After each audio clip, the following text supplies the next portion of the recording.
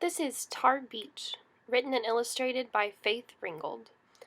The genre is part autobiography and part fiction, as Ringold incorporated some of her own life into the book. It's based on African American culture in 1939 Harlem. It has won many awards, including but not limited to the 1992 Caldecott Honor Book. It was the winner of the Coretta Scott King Award for Illustration, the Reading Rainbow Feature Selection, a New York Times Best Illustrated Book, Parents' Choice Gold Award, Library of Congress Children's Book of the Year. The illustrations are based on a story quilt that Ringold created about her life in Harlem, which also involves paint, not just quilting, and it's currently on display at the Guggenheim Museum. I'm going to read a selection from the book for you right now. Daddy took me to see the new Union building he's working on. He can walk on steel grinders high up in the sky and not fall. They call him the cat. But still, he can't join the Union because Grandpa wasn't a member.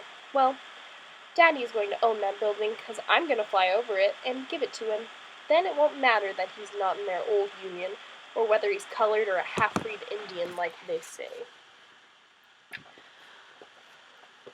The back of the book has an excerpt from Ringold, where she speaks of how Cassie, the narrator of Tar Beach, dreams of being free and going wherever she wants for the rest of her life, and doing so by flying.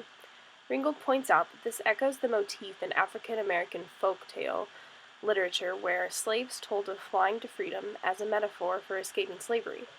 Ringold also alludes to the practice of excluding African Americans and Native Americans from unions when she speaks of Cassie's father, who's not allowed in the union because he's colored. The setting of Tar Beach is the rooftop of an apartment house that Ringold saw from the windows of her apartment as a child, and the bridge is the George Washington Bridge. This would be a great book to allow students to compare and contrast with their own life and Cassie's life. You could also discuss how the lesson Cassie teaches us in her story can apply to our lives regardless of the differences between the two.